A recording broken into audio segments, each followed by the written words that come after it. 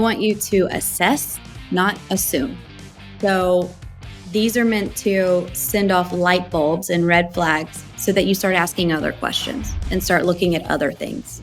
Hello, everyone. It's Dr. Len Tao. Thank you for joining us for this episode of the Raving Patients podcast. So one of the things I like to do is I like to bring people onto my podcast who I have only either met briefly, never met at all, but I think bring something interesting to the table. And that's my guest today. So my guest today is Loren King. I've been in the presence of Loren King, but we actually were never formally introduced. So I reached out to her, wanted to bring her on and introduce her to my audience. Today's topic is going to be a variety of different things because Loren's involved in a ton of things right now.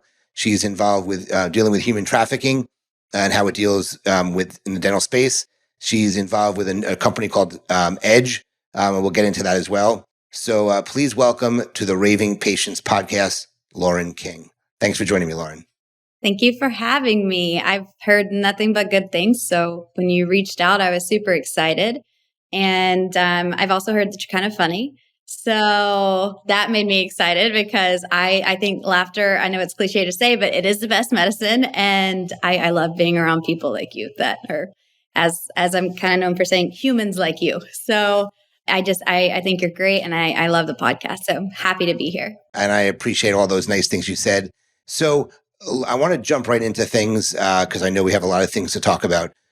Why don't you, for those that may not know who you are, I don't like reading biographies. Why don't you let people know who you are, what you do, how you're helping people in the dental industry, kind of give them a little bit about Loren King. Absolutely. So I've been in the dental industry for around 11 years. And I started as an assistant, and then I became a hygienist, and then I became a speaker, and then an international speaker. And then I went into sales full time and coaching and educating, consulting. So the things that are under that big umbrella are human trafficking is the main one. That is the one that I don't want to say the most passionate about because I don't do anything that I'm not passionate about in that kind of capacity because I need to let someone else do it that is passionate as like that. But human trafficking is the one that I would say is the most frequent right now. And for me and with human trafficking, it's all about awareness and educating, things like that. With everything else, so I'm also getting into consulting and helping out the dental industry with dental sleep medicine and basically just being there to educate them and show them all of their options and all of the different ways that you can treat dental sleep medicine. And then also I'm with Edge Health. So we provide one-on-one remote employees from Pakistan and Peru right now. We're branching out into other countries this year, but they're also college educated and we train them for 30 days that they have to test out before they're even allowed to interview with a client. So we're providing really high quality, but at a fraction of the cost. And what I really love about the company is that we take care of our remote employees so that we're able to attract the best talent. Because to get the best talent, you have to be the best employer. And what we do is we actually pay them in the 95th percentile. And then we also give them the same healthcare benefits that we give our U.S. employees. So huge thing.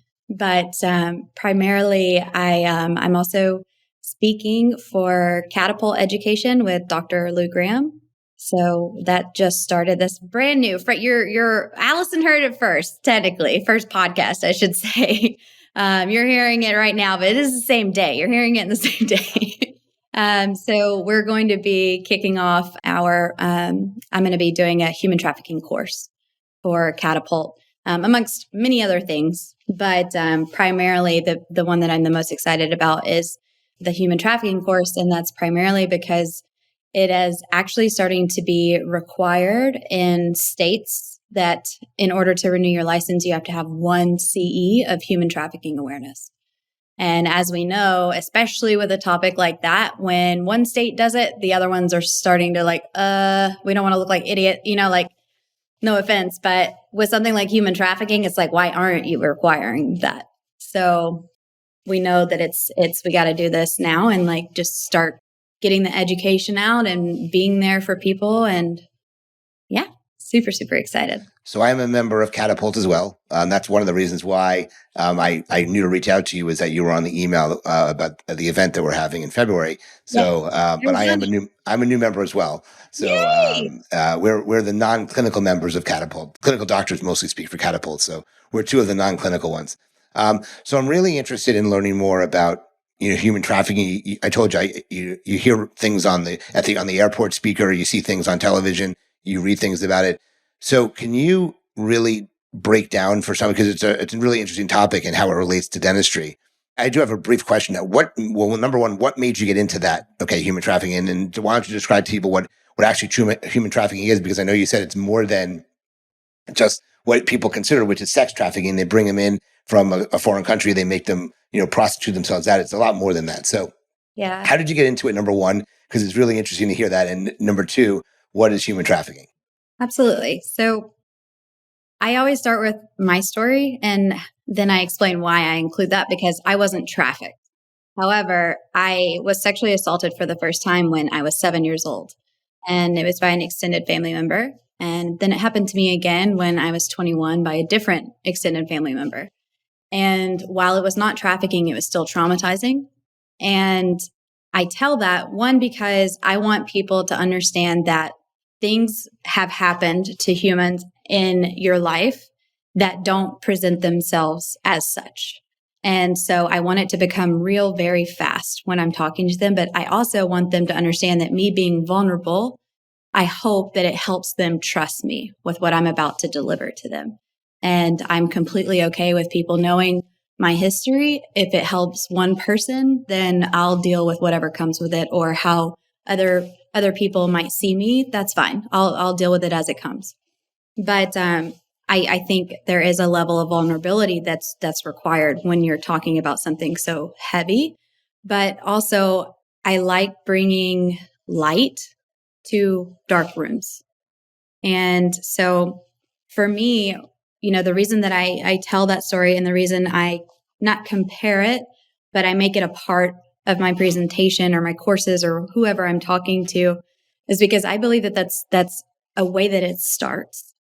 And you always want to go to the source. What's causing this, or who is behind this, and things of that nature. And in trafficking, and there's different types of trafficking, which I'll talk about. So I'm not just speaking about sexual assault or sexual abuse or sexual exploitation.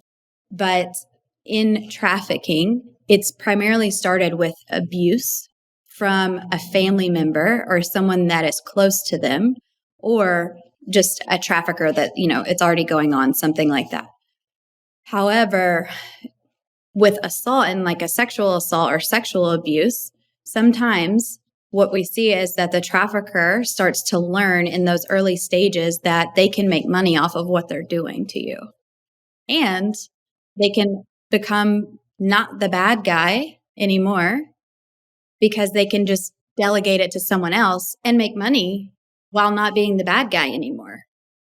So I definitely like to, one, make it real for people, make me real to people. I'm not just up here, talking because, but also just, explain that it starts somewhere. And this is what we're seeing. They go after people that are in poverty, people that are struggling. And there was a story that came across. It was actually right when I started speaking, ironically enough. I literally had a speech written out. It was for the first Dentistry's Got Talent that I ever did back in 2019. It was the last cruise, actually. And I rewrote my entire speech 24 hours before I got on stage, because this story came across and I was livid. I was so angry. And I had never heard of trafficking in that sense ever. And so I was like, there's got to be, so many other people, it's the same experience. So the story that catapulted me into doing this and really wanting to do something about it, even if that's just getting on a stage and talking about it, is a young girl. She was around 12 years old, and she was trafficked by 56 different men in 12 hours. Wow. Mm-hmm. Yeah. So in that 12 hours, he made around $60,000 off of her. Jeez. Wow. So it continues by, so in trafficking, you become a certain age, especially in sex trafficking, where you're considered no longer profitable, because this is going to sound how it sounds, but they like them young. And so around her age is when you start approaching that. So what happens is they either kill you or they abandon you. And her trafficker chose to abandon her back to her parents. And her parents say, you know, on the news that I saw and like the interview that I read, they said that they got her back, but they got her back damaged. And unfortunately, a couple of weeks after she was returned, she committed suicide. And for me, and what I read was, you know, the mentality of it was, you know, her trafficker even abandoned her and obviously didn't love her. So how could anyone else that's not even close to that magnitude love her after what had been done to her body? And I just like, it really, really, it leveled me for sure. You know, it's interesting. You know, you came out at the first thing you said is you were a victim of, say, you know, sexual assault. And you said that you do that for a reason because it let people know, people relate to you differently when you do that. And, you know, I give you a lot of respect for doing that. It's interesting. I teach marketing to dentists, obviously. And, you know, one of the first things to say is that I bought a practice from a dentist who committed suicide. And when I bought the practice, I needed to do these things in order to basically make a living. So I think it puts you into a much more relatable space when you're talking about these things, if you kind of have lived it yourself to some extent. So I give you a lot of credit for coming out and saying that, because, you know, a lot of people, you see stuff on, I'm just using a TV as an example, on, you know, SVU, Special Victims Unit, Law and Order. It's been around for years, and people like hide like a turtle and don't talk about that. So it's really interesting to hear that you come out and just say, hey, this happened to me and I'm a better person. I've recovered, you know, I'm here to help you, because typically people aren't like that and they're not as vocal as that. When something like that happens, they want to keep it inside. So absolutely. Most of my family and almost all of my family, none of them knew until right before I got on stage. I started talking about it, and I'm 30. So this was 2019. So they didn't know. Wow. It was the same thing, you know, Really interesting. There's a lot of shame that comes with it. I didn't want to say that, but that's better that you said it, is that it's shameful that, because you blame look, at 7 years old, it's probably not your fault. Someone would say, well, you're 21 years old. How did you let it happen again? So I'm just saying that people would say it's their fault, and you don't find it shameful. So I give you a ton of credit for that. So you mentioned to me before we recorded that there's many types of trafficking. One is what we just discussed here. It's sexual trafficking, sex trafficking. The person's, you know, used and abused, we'll say. And then once they reach a certain age, they are either abandoned or something else happens to them because they're not the age that these type of, you know, people are interested in. So the first type of sex trafficking is sex trafficking. Why don't you talk about some of the additional types of human trafficking that are out there? So sex trafficking is actually only about a quarter of the percentage of trafficking. And what makes it trafficking specifically is exploitation. So when you think of exploitation and anything besides sexual exploitation, it becomes things like as off the wall as organ donation or labor, forced marriages, things like that. So someone is being exploited for money and for someone else's gain. That could fall under, as you can imagine, a lot of different acts. But everyone always goes to sex trafficking because that's the media behind it, is that's the one that they hear about the most. And to be honest with you, and this might sound how it sounds, but I think that's the easiest one for them to understand that it's happening. Because when we start talking about forced labor and people's organs being removed and things of that nature, that's a whole nother type of evil that I don't think people can level with as easily. And like I said, I know how that might sound, but this is how I process it, of why we majority of the time hear about sex trafficking. And So there's around like 7 is what most people know about, but most of them it's primarily what you should know is trafficking. For it to be classified as trafficking, human trafficking is exploitation. And you said that sex trafficking is only a quarter of what's out there. Of the things you mentioned, forced marriage, labor, organ removal, what percentage are those? Yes, I can tell you. So there's sexual exploitation, and then there is forced labor, forced begging, forced marriage, like we talked about, domestic servitude, debt bondage, organ removal, and the percentages of them, they are updated daily. Actually, the real statistic is every 30 seconds, a child is trafficked. So I definitely want to give you the last 30 seconds. That's interesting. They keep data that often, or updated that often. Some of the nonprofits do. Just to give you so 83%, this is what this one is saying. 83% are female, 16% are male, 57% are US citizens, 43% are foreign national, and 72% are adults. The channels that it's happening through, 62%, it is happening through text. 32% is through online or like a chat room type of thing. Only 8% happens through phone call, and 45% actually happens through email. Yeah, I did a search while you were doing a search because I was curious what I can find. There's a site that says worldpopulationreview.com. It says that Nevada is the state with the highest rate of human trafficking. Mississippi second, and Florida, where I live, is third, which is probably why I hear it so much at the airport, I guess. And New Hampshire has the least amount of trafficking, but per 100,000 people, the average, it says, is 2.83. So 2.83 of 100,000 people. So I just saw there's a new, I haven't actually, this must be a relatively new one, but the general number for trafficking around the world it's still 40 million. That hasn't changed. But it does break it down in a recently updated. It says 4.8 million is because of forced sexual exploitation. 15 million is forced marriage. 20.2 million is forced labor. That's really interesting information. So you mentioned, we talk about all these different things, but people who are listening to this podcast are going, wait a second, Len talks about dental things. What does this have to do with dentistry? So can you relate how this all ties back to dentistry? Absolutely. So 50% of injuries from human trafficking, sexual assault, abuse, sexual abuse are to the head and neck, with the primary cause of death being to the head. We are specialists of the head and neck. On top of that, we spend the most time alone, usually, with these patients than any other profession. And on top of that, it's directly in the source as well. It's definitely, I say that we're their heroes. We're their advocates.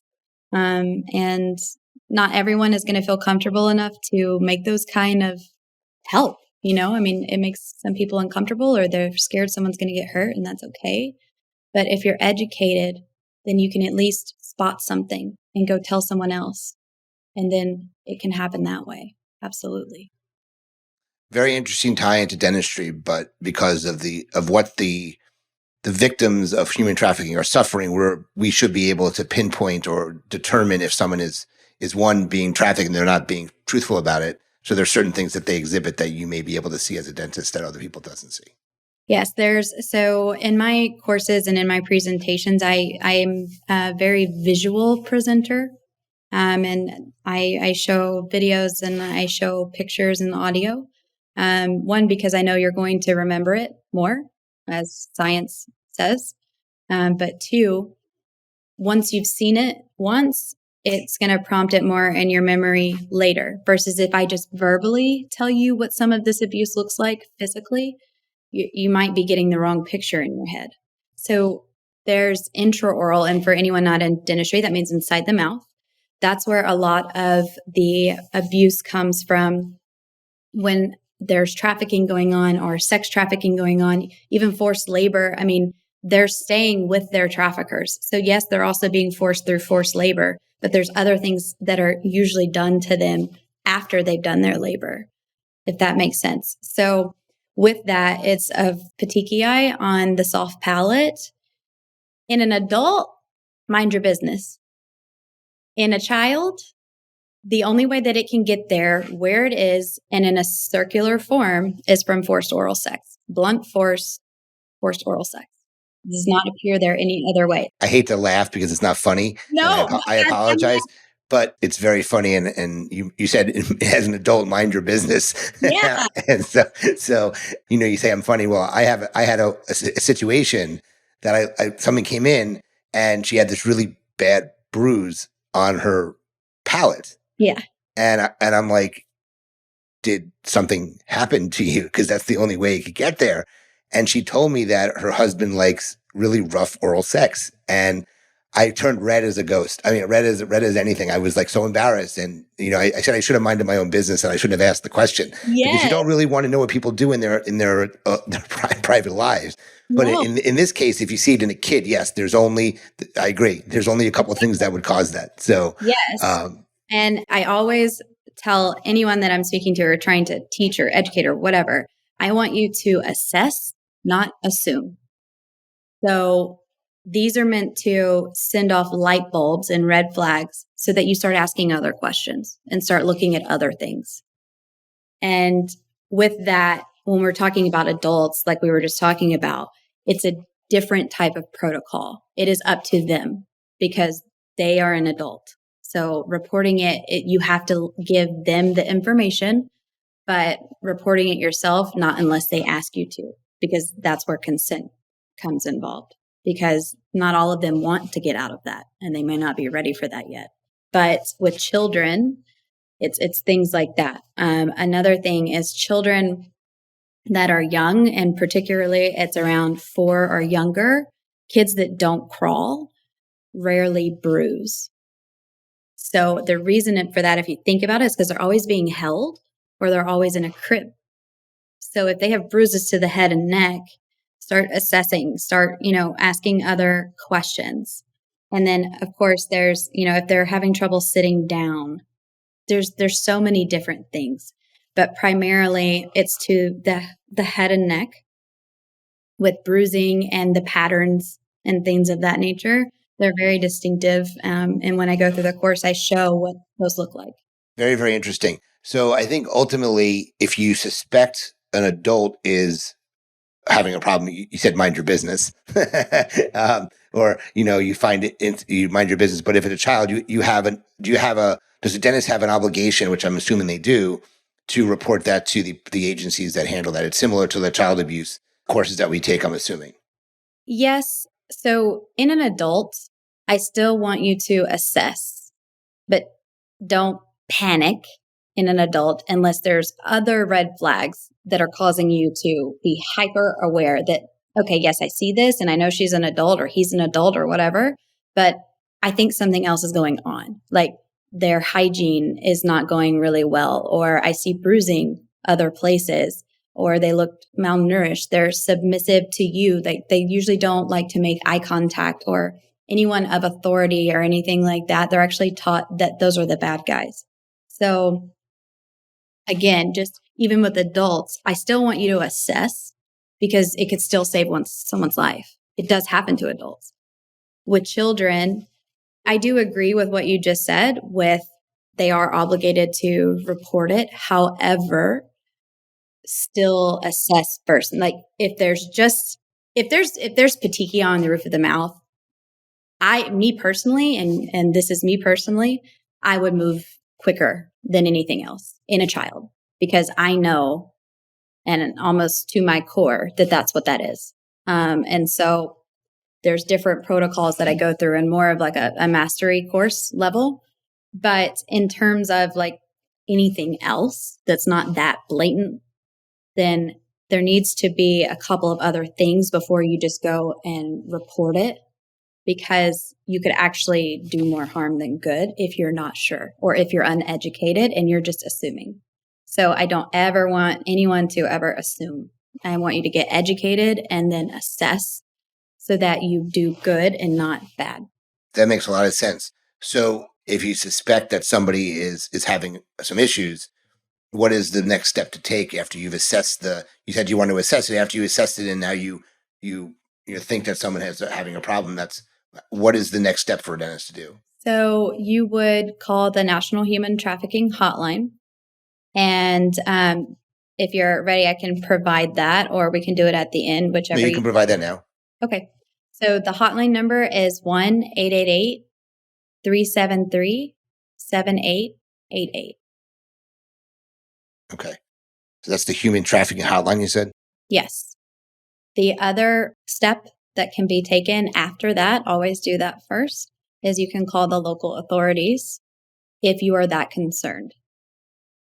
However, I will unfortunately tell you, you're not always going to catch them the first time that you see them, because it goes to, sometimes there's a safety issue.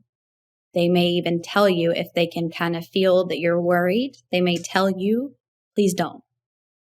Like even as a kid, a 16-year-old, they can speak for themselves. We consider them children because legally they are. But if a 16-year-old tells you, like, I'm going to be beaten if you do this right now, or, like, just keep in touch, follow up. If you were worried about a patient and they're no longer coming in, you can't get in contact with them or the family, dig deeper, still assess when you're dealing with someone's life like that. Gotcha. So I know we wanted to discuss other things on the podcast, but I want to make sure that you have said enough about this topic before we move on to other things, because honestly, I didn't know anything about it and I didn't think it was going to take, 28 minutes to get through what we just talked about. So, is there anything that you think is important from the human trafficking side before we briefly get into some of the other things you're involved with? I highly encourage, if you have not, take a course, get educated, and start educating yourself on what it looks like and how it involves you in the dental industry. Especially, it's about to be required at least 1 hour anyways. So I'm here, and I'll be doing this with Catapult Education. We can tag them as well. But I'm also here for you solely. I travel all the time and give these courses. Or if it's going on at a conference, then that's available to you as well. That's typically what I present on. But just get educated as soon as you can. Gotcha. Okay. Well, this particular part was very eye-opening because when you don't know, you don't know. Yes. So I appreciate you, sharing your story and letting us know kind of what this is about, because prior to today, it's just what you see on the news. You don't know anything else about it. So very, very enlightening. I appreciate that. So to switch gears, why don't we just briefly talk about what you're involved with Edge Health? So Edge Health is, you're basically providing remote services from, you said Peru and where else? Pakistan. Yep. To help dental practices with services that are needed. So they're trained, you train them, they have to test out, and then they're hired. Do they work in multiple offices? Talk about, because there's similar models out there. There's one company that works in Zimbabwe. So talk about a little bit about the concept behind this. Yeah. So what sets Edge Health apart? We also have Edge Insurance for insurance agencies. And in 2021 is when Edge Health was founded. So we actually work with medical and dental offices and medical and dental companies, anything like that, anything that can be done remotely. We always try and figure out how we can help. So what sets us apart, though, is one, we pre-train our remote employees. It's 30 days of training, and they have to test out of it. And we do that for a few reasons. But one, we want to make sure that they're a good employee before we even give them to someone. So are they completing tasks? Are they showing up to work on time? What are they good at? What are they not good at? And then another huge thing is we actually give our Peruvian and Pakistan employees the same U.S. benefits, or the same health benefits that we give our U.S. employees. So we're retaining them as well. We have a 97% retention rate. We have a client success team that they have to check in with every single day, and they're only working for you. So one thing that we see is when, you give someone too much, something gets dropped. Or, we're humans, we're not robots. We can't be everywhere all the time. And so we have one one-on-one remote employee dedicated to one client for 45 hours a week. And on top of that, when in terms of HIPAA and security, we are 100% HIPAA compliant. But the big thing for us and what sets us apart in the industry of our kind is we actually sign the BAA, or the Business Associate Agreement, ourselves as the company. We don't put it on the employee because we want you to understand that we're here to protect you. And that is a huge thing for sure. Gotcha. So are they able to handle patient-facing things? Do they speak English well enough? Are they handling just the back-end stuff? Talk about that. During their 30-day training, one of their courses is phone etiquettes. So they go through, down to speaking, if there's a language barrier. But we receive about 200 resumes a week. We only pick about 1.5% out of that because we have very superior hiring standards to begin with. And since we're also looking for college educated, we're not going to pull from that either. So we're dealing with, very professional, very intelligent humans.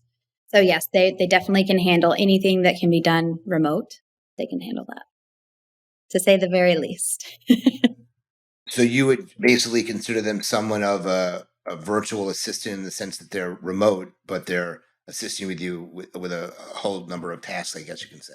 Yes, that's why we consider them.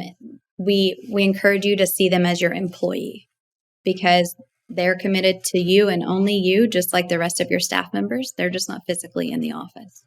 And does each come with the same pricing? You have a standard pricing? Is that how you operate? So we go off of we're very straightforward with our pricing. It's actually a flat monthly rate.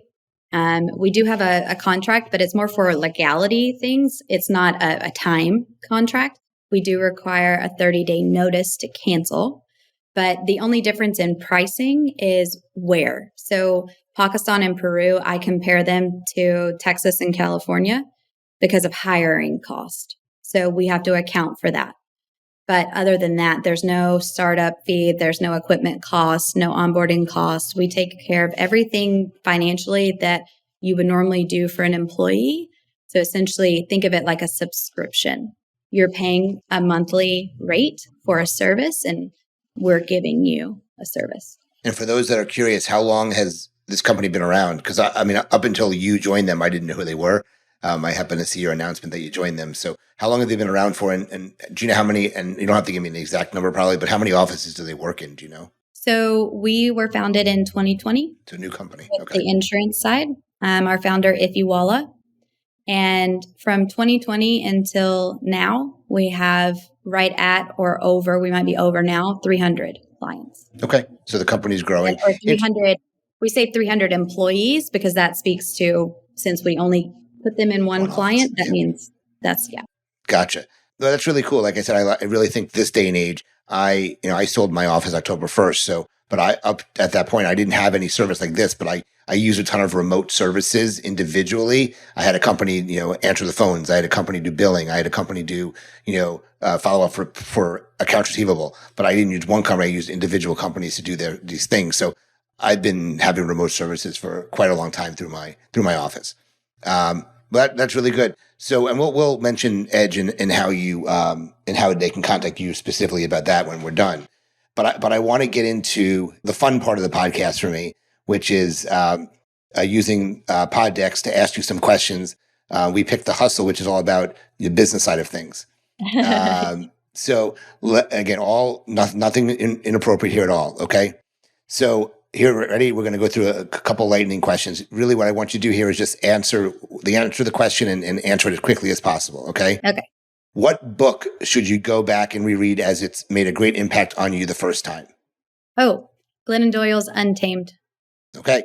How many hours a day do you work on average? Personal and professional? 12 to 14 hours. Okay. What's the most common reason for people failing or giving up? They do not execute. Okay. What eats up most of your time that you like to change?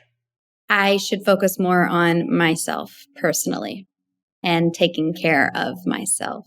I am very notorious because I love caring for other people. I'm nurturing in nature. And I typically spread myself extremely thin. Okay. Who has been your greatest inspiration? Oh, there's so many. um, Honestly, I would say that it's been me, and I'm going to explain that. I am my hero because I want to always be my hero. And Matthew McConaughey actually talks about that. That's who I got that from. And he also says a couple of other things, but what resonated with me was he was his hero. And I've had heroes all throughout my life, but I'm the only one that never changes. And I'm the only one that has to wake up and be Loren. I'm the only one that's going to be there indefinitely until it's done. So I want to strive to always be my hero so that I can always be honorable in my sense. I'm always going to be there for myself. That's never going to change. That's great. I think I know the answer to this, but I'll ask, what is the one thing you will never give up on? Oh, humans. I knew that was the answer there. So that made a lot of sense. Do you keep a journal and does it help? I'm actually writing a book. It is kind of a memoir. So technically it's journaling of a form. It's about my life and about my view and my outtake on life. So yes, I think it's very important. If you could take a class to learn anything, what would it be? Right now, I really want to take a class on NFTs.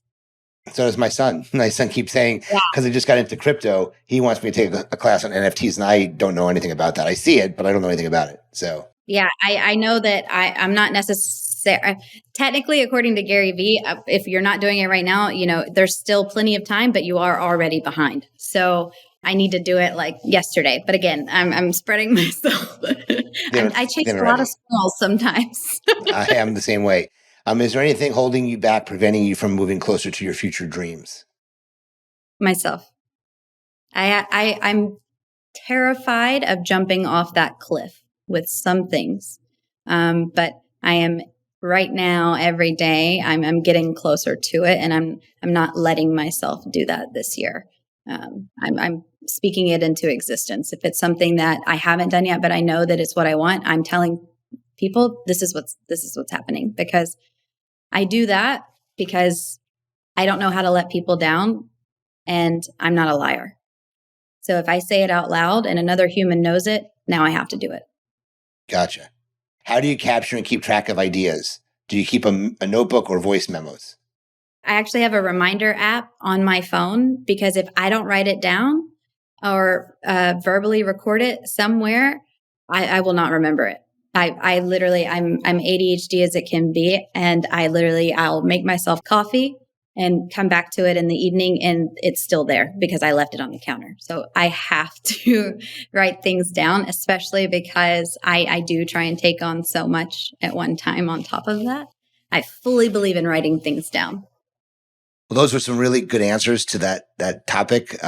Probably some of the best I've heard. So kudos to you. Thank you. If somebody wants to get in touch with you for Edge, for anything information on human trafficking, what's the best way to do that? So for Edge, I would say through my Facebook primarily. You can go to Loren King, and it's Loren. And then for anything else, the biggest platform that I use is Instagram. And you can find me on there by searching for Loren the Activist. And again, it's Loren. Reach out to me on there. My number is on there. My email is on there. And you can also DM me there as well for anything. Well, guys, you heard it here. Loren just gave you the 2 ways to reach out: Facebook and Instagram. And Loren, you definitely were a star today. I appreciate you sharing your story with the viewers and the listeners. And guys, if you have interest in any of the things that we talked about today, Edge Health or her stuff on human trafficking, please reach out to Loren. It will be in the show notes of how to get in touch with her as well. Obviously, if you suspect human trafficking, you want to reach out to the human trafficking hotline at 888-373-7885.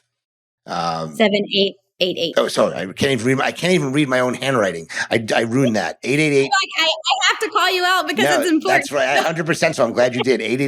888-373-7888. I could not even read my own handwriting. I apologize. Okay.